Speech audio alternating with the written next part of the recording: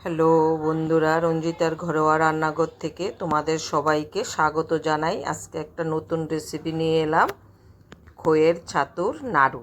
প্রথমে আমি খইগুলো একটু ভেজে নিচ্ছি।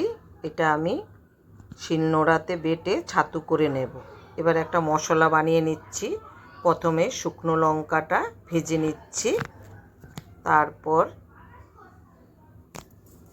মৌরি আর ধনেটাও দিয়ে দিলাম, দিয়ে ওটাও একটু হালকা করে ভেজে মিক্সিতে একটা গুঁড়ো করে রেখে দেব। এবার আমি গুড়টা দিয়ে দিচ্ছি পরিমাণ মতো। যে যেরকম বানাবে সে সেরকম গুড়টা দেবে। এবার আমি জল দিয়ে দিচ্ছি, দিয়ে ভালো করে গুড়টা পাক দিয়ে নেব।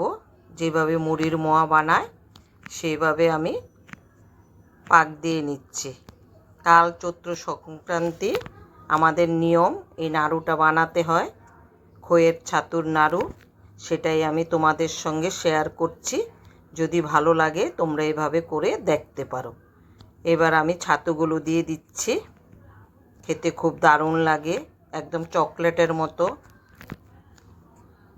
ভালো করে মিশিয়ে নিলাম। এবার যে ভাজা মশলাটা বানিয়েছি সেটাও দিয়ে দিচ্ছি, দিয়ে একসঙ্গে ভালো করে মিশিয়ে নিচ্ছি। এই দেখো, এইভাবে আমি পুরোটা মিশিয়ে নিলাম। এবার একটা শিলনোড়াতে দিয়ে দিচ্ছি, দিয়ে আমি এবার একটুখানি এইভাবে বেটে নেব, তাহলে নাড়ুগুলো বানাতে খুব সুন্দর হয়। এবার আমি এই একটা খুন্তি দিয়ে একসঙ্গে মিশিয়ে নিচ্ছি। এবার আমি নাড়ুগুলো হাতে বানিয়ে নেব। কয়েকটা করে তোমাদেরকে আমি দেখাচ্ছি। যদি আমার রেসিপিটা ভালো লাগে লাইক দেবে, শেয়ার করবে, পাশে থাকবে।